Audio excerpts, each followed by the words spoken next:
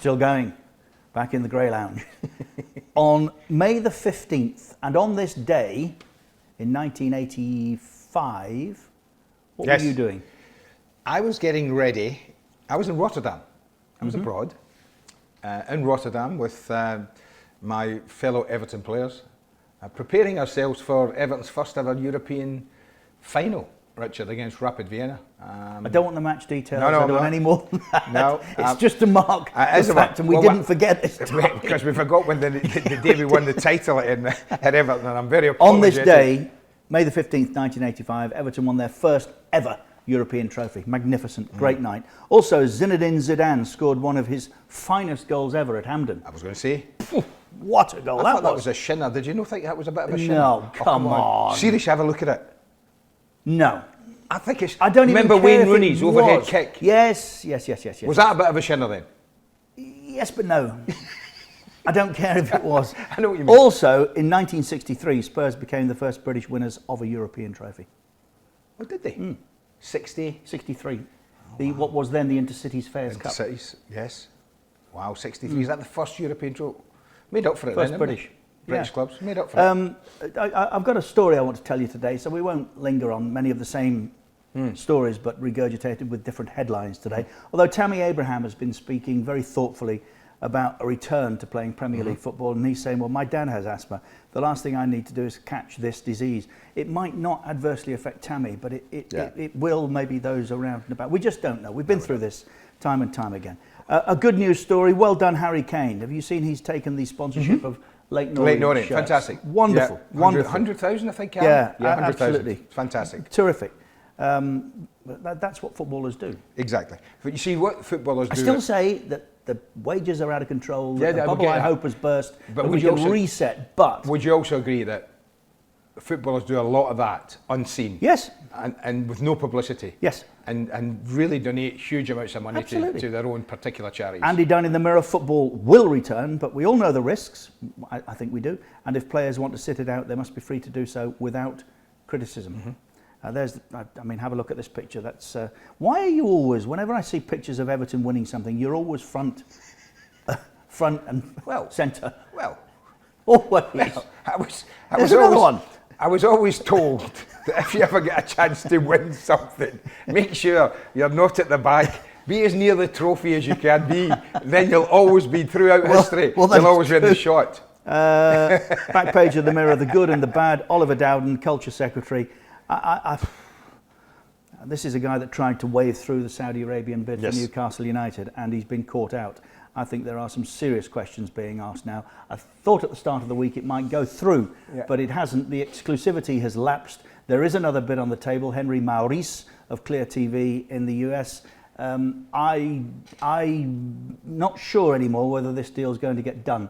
Maurice has plenty of money. He would be the perfect replacement for a Saudi bid, were it to be the case that bid is turned away. But Oliver Dowden here, I'll come back to him. Is he worth talking about? Not really, but no, I mean, will do. Here's the story I was just talking about from the Times. Opposition now mounts to the Newcastle deal. Giles Watling, MP, a Conservative member, interestingly, of the Digital Culture and Media Committee, has called for that select committee to hold an evidence session on Saudi-based piracy of the sport. I think people are beginning to understand in the UK the magnitude of the problem we first flagged here, that this is not a deal that should be done because you cannot reward theft. No. What do? Do we allow those that mugged Dele Alli this week to sell the watches for a profit? I mean, it's the same thing. It's a good analogy. It's a good analogy. It's the same thing, and it shouldn't be allowed. Row looming over push to end Leagues 1 and 2.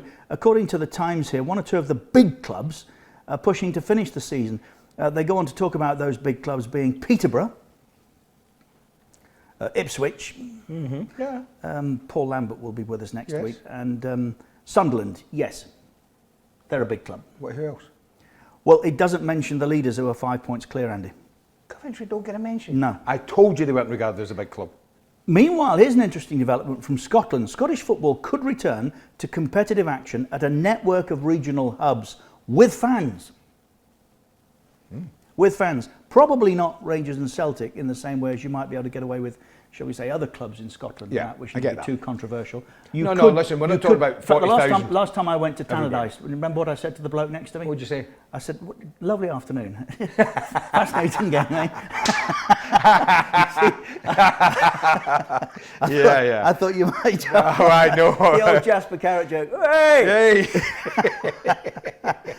Players fear lack of injury for treatment. You've only got 15 minutes after matches have been played in England to warm down, wash, and get out.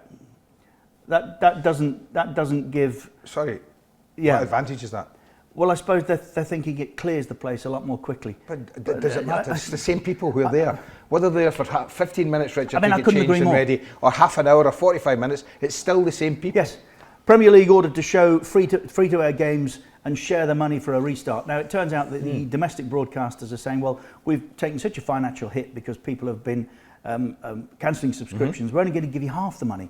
Well, that's not why we're starting again, is it? The idea was to protect the 740 or whatever it was. And as for Dowden, the aforementioned, talking about free-to-air games on outlets that haven't paid for the product, No, right. that's how the commercial world works. You pay for something, you're able to show it. That's why BOQ stealing our intellectual rights was just so wrong, continues to be. They continue to stream. But if you've got a commercial deal in place, then It's a commercial deal. Fulfill it. It's a commercial deal.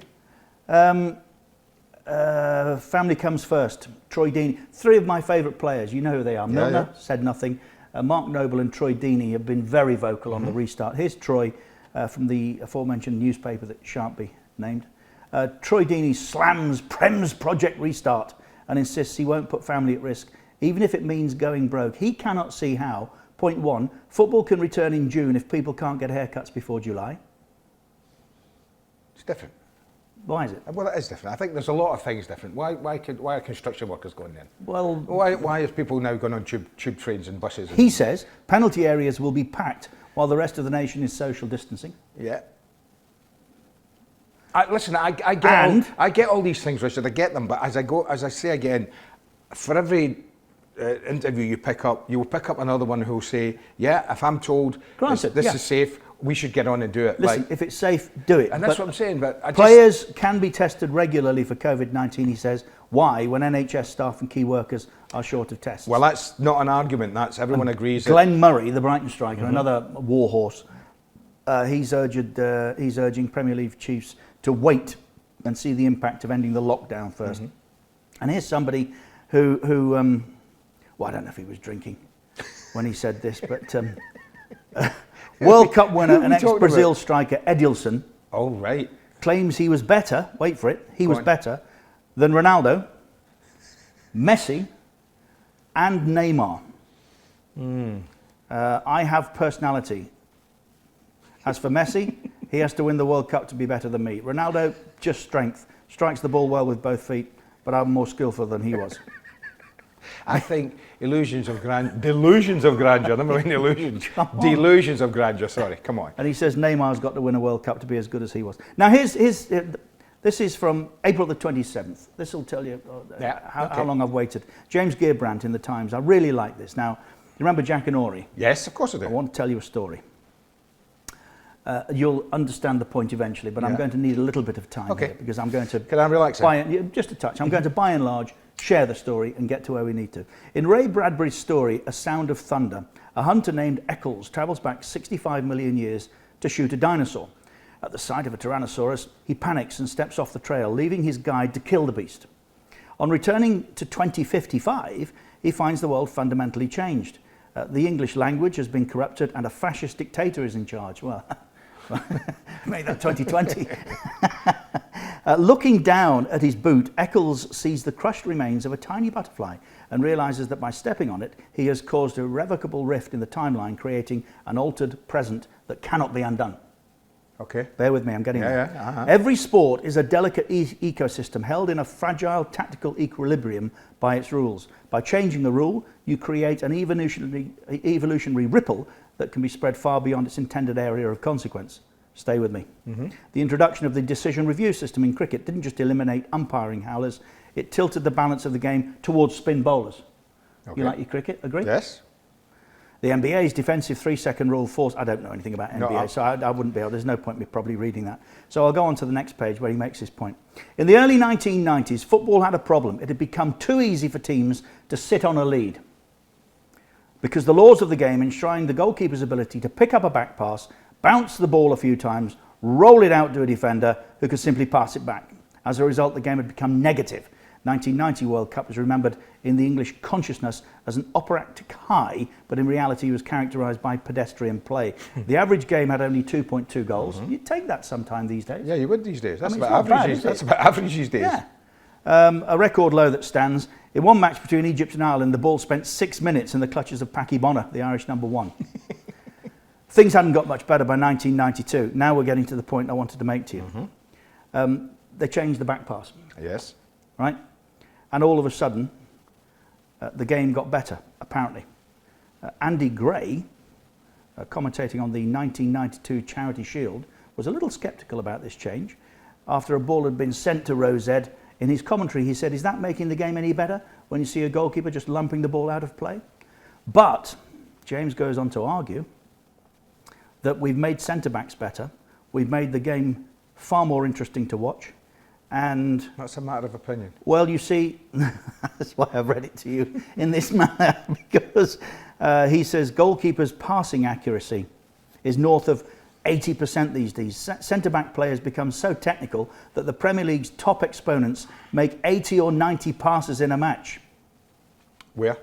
Well, I have said nothing. I offer you that as a statement and look for your reply. No, listen, I get this all, and we talk about it all the time, Richard. Yes, of course goalkeepers had to get better with their feet. It's a natural progression. If you abandon the back pass rule, you either get better with your feet or you flounder. And one of the best goalkeepers I ever worked with and saw didn't really have the career he should have done because he couldn't deal with the football. Mark Bosnich was an unbelievable goalkeeper who had terrible trouble trying to control a ball and pass it out from the back. But have we made centre-backs more skillful? No, we haven't made centre-backs. 80 to 90 passes per game? Hold on, I'll go back to you then. Let me go back to one of the best teams you ever saw in your life, with Hansen, Lawrenson. Yes. Could you have made them any better at passing? No, because Jockey reinvented defending to some degree. Sorry, what year was that? Jockey broke the lines. I mean, he would... There was that wonderful game at Old Trafford where Kenny misses the chance. Thank goodness for Kenny, because he's eventually ruled offside. But Jockey broke through, Stretford end, everybody came out, he went through. No, he did things totally differently, but it's the 80-90% that I find fascinating, because if you analyse it, I said to you many years ago, again, I always say this, when we were on the radio, I used to read these stats to you on a Monday morning. Exactly. Pass completion rate, who was top with 97% of passes completed? That's right, per Mertesacker. Yes. Yes. No, yes, listen, centre-backs are great, but the vast majority of a centre-back's passing these days is short, one. It's either square or back. Majority, yes, they play it forward, but when they play it forward, they don't play it forward too far. They play it forward maybe 10, 20 metres at most. Steven Gerrard, if you went through stats, right? And when he's pomp, right? When Steven was right at his pomp. Steven's pass completion in the modern game would be, I think, at best average. Why? Because Steven Gerrard would take a chance in raking something, 50, 60 metres, to create an opening in one pass. And if it didn't always work, it didn't disappoint him. And he didn't say, "Oh, I'm not trying that again. I'm just going to pass it short, so my pass completion." No, he'd get another one, and he'd look up and he'd try and slide a 40-yard pass. And if that didn't work, he'd say, "Well, give me it again. I'm going to," because he was trying to pick the pass that created a chance for a goal. So his pass completion would probably, I might be totally wrong, but my imagination would be it's probably slightly above average, but not exceptional, as say John Barnes's was. Now, John was a magnificent player, right? But if you analysed a lot of John when we started the Premier League, I think we did it one night with John. We did it one day in Monday Night Football. When he became a central midfield player, yes. We did, yes. And the majority of his passes were what? Square, short. Because he couldn't get on anymore, could he? No, but that's the difference, you see. I think it depends what you... And also, the fact that he thinks it's made the game better depends what you like. You see, I don't see Virgil van Dijk, right, take too many chances. Knocking it across the back, Joe Gomez, whoever's his partner at the back, right? They're very, I was going to say direct, but I'll get hammered. What I'm saying is they move the ball, I will borrow the modern phraseology, they move the ball if they can through the lines as quick as they can. What's the point of having 3 of the best players in world football at the top end of the pitch if you don't get them involved in the game as often and as early as you possibly can? So their philosophy is to move it through. Virgil van Dijk doesn't play 6 passes across the back. If he did, you'd see Klopp on the sidelines giving them plenty.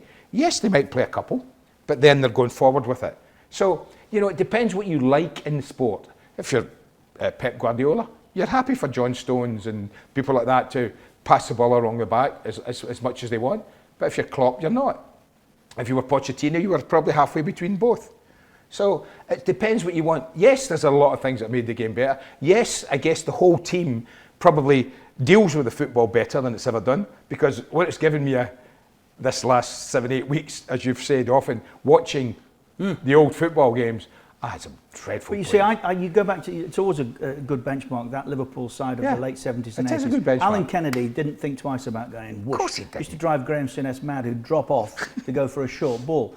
Graham himself will tell you, after his first match, he dropped into between Tomo and Emlyn Hughes, Tommy Smith it may have been, to go and get a short ball, and Joe Fagan pulled him and said, Graham, he's the England captain, right? I don't need you to go there and get that ball. Get the ball off him. Get up there, right? And he'll give it to you, and then we'll go forward from there. But you see, I think if and it would be interesting to see the statistics. If the back pass rule has changed anything and given us more goals, it is because big, dumb centre-backs, largely, look for an easy option out of the problem they're in. Rather than going there, they want to say, well, I can play, so I'll give it to the keeper. And the keeper, I mean, every week, I say to you, every week, 1-2 goals as a result of a back pass that could never have been made and a keeper panicking. And don't remember, a centre-back who does that and gives it to his keeper is a tick. Pass completion. Yes. If he tries to play a quick one down the line and it gets cut out, black mark. Or if he wants to put it in row Z and defend like defenders black used mark. to. His stats go down. Okay, so I'll give you 3 changes to the laws that you can make now. Oh, come on. I asked you the other week, think about it. Well, you didn't tell me it was going to be today. Well, I didn't get the chance. 3 changes. 3 changes. Oh, well, one can't happen because VAR's here to stay. 3 changes. As you think, I'll give you 1. I know 1. No substitutes after 90 minutes. I would say no substitutes after 90 minutes. Right. And people will say, oh, what if there's an injury? When did you last see a player get injured beyond 90 minutes? You didn't. There isn't injuries beyond 90 minutes because everybody's winding down and being a bit careful, by and large. The game's good. The game in general is good. We cause ourselves own problems. We try to I'd stop players leaving the pitch after receiving treatment. No, that was brought in for a reason, because they thought if you had to leave the pitch, it means you won't go down as often. That's failed miserably. Nonsense. Failed miserably. So you obviously, head injuries you need to be careful about, but largely it's centre-backs that find themselves being injured in tussles, and you're missing for the resultant free kick. Free kick, because you're off. So that doesn't help either, No, that doesn't help. No, it doesn't speed the game up. Just get up, play on. Instead, you've got to watch 50 yards off and 50 yards back on. And I think Rod Little was right. I might ban Jurgen Klopp's teeth. You can't. No, I think what that does to me is, you've just said, well, go on, 3 changes this week. Right off the top of my head, if our game was in a bad way, I should be able to trot out 4 or 5 or 6. Yes. So I don't think it's in a bad way. Well, I'll tell you what I'll do. I've given you 2 of mine. There's a third, which I would take. In shootouts, I would have penalties taken both ends, because there's enough officials to be able to run it.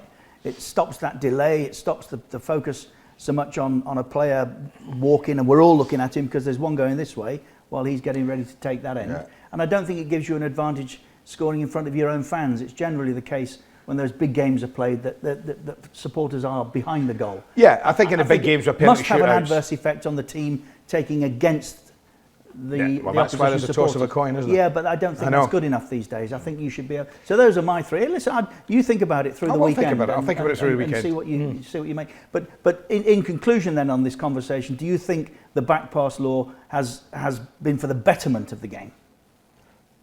Yes, I do. I think it is better. I think it has stopped goalkeepers wasting time. I played in the cup final against Everton for Villa, the first final I played in England, and Everton were dreadful. Terry Darracott must have played 50 pass backs to the goalkeeper that day. That's all Terry could do. Well, kick people as well, of course. So, I don't think that's been a bad one. I think it's kept the game in motion. It's stopped teams wasting time by continually passing it back to the goalkeeper. I don't mind that. Right, we have live football to look forward to this weekend on beIN Sports in the Middle East and North Africa, in Australia and New Zealand. The Bundesliga is back. we don't know how long for, but we do wish everybody connected with this all the very best and more. Our host in the beIN Sports studios is Angus Scott, who joins us now. Angus, what have you got? Well, it's interesting, Richard, isn't it? Because you look at it and you go, wow, what are we going to put in now? There is so much to talk about, which is what you've been talking about for the last however long it might be, 40 days and 40 nights, it seems like you guys are having to talk about the coronavirus. But what we thought actually is that, look, everyone wants to watch live football again, don't we? So we have to pack it with a list of stars who will be joining us from all over the world. We've got our German interest in Stefan Freund being there. We'll be talking to Uwe Rosler as well. Of course, he's managing in the Bundesliga. And then the likes of Arsene Wenger, Ruud Gullit, Marcel Desailly will be adding their thoughts.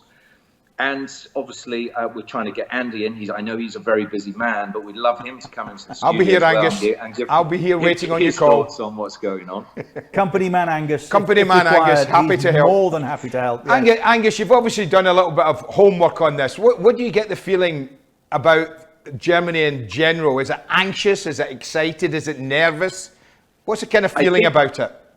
Yeah, I think there's an air of humility about the Bundesliga. I think they know the world is watching them. Yeah. They are the first. And the point for the Premier League and Serie A, they can look at this, and if it goes horribly wrong, and we hope it doesn't, then they will step back and then obviously have their own conversations themselves, and maybe those two competitions just don't continue. But everybody will be watching Germany. I think anyone who enjoys football is just going to be sitting down on Saturday afternoon thinking, wow, we've missed this for 3 months, and this is what it's all about. But there is going to be no sort of big celebration that football is back as far as Germany is concerned. They are taking it, as I say, in a very sort of humble way, and just trying to get it right. And it's sort of baby steps each week. And look, this may only happen for 1 week. We don't know what will happen in 7 days' time. If it were to spread around one squad, as it has done in the Bundesliga too, then we've got even bigger difficulties. So I think it is very tentative steps this weekend. Angus, our mate, occasional golf partner, beIN anchor of the German football this weekend, airing in the Middle East and North Africa, Australia and New Zealand with a multitude of stars, as it turns out. And we wish you all, Angus, absolutely all the very best. Yeah. Make it good. Thank you very much. Well, we'll do what we can, and obviously everyone is excited in some sort of way about seeing live football again, and so we'll do what we can. And let's just hope it works, because everyone needs to find some sort of normality again. Well, I look forward to talking to you after the games tomorrow, Angus, to see what the feeling was like. Yes, very much so. Yeah, wherever you are, whether you're there in your living room or you're allowed to come and sit on the sofa 20 yards away from me, you'll be welcome there as well. Angus, good luck to you all again. Good luck, Angus. Thanks very much. I have to say, Andy, sitting here listening, I feel an excitement about it, but also a nervousness. Yeah. And we're nowhere near kickoff, any kind of kickoff yet. Yeah, I too have that feeling. I've been a big advocate. If we can, we should finish seasons. So I'm excited, but there's caution in me as well, because we don't want to, come Monday night, Richard, or Tuesday morning when we've had these Bundesliga fixtures, be waking up to headlines that 50 footballers have tested positive for COVID-19. I tend to think, I'm hoping, now I don't know because I'm not a scientist, but I'm hoping that come Tuesday, Wednesday morning, that they'll be saying it's all worked well. It's not what we know, but it's a step, baby step, and there's no one's COVID-19 positive after the weekend. Let's move on to next weekend. Your task now for Monday, you've got to think of 3 law changes that will make a difference to the game. We thank you once again for your company. I repeat, if you want to see some live football this weekend with us on beIN Sports in the Middle East and North Africa, Australia and New Zealand, you will find that live football. beIN Sports viewers, same time next week and going forward. International viewers, it's YouTube for you. We've got some fascinating guests lined up next week. I've mentioned one already, Paul Lambert. If League 1 or 2 goes under, that could be a very well-timed conversation with Paul. In the meantime, as my colleague here always says, stay safe, everyone. See you next time.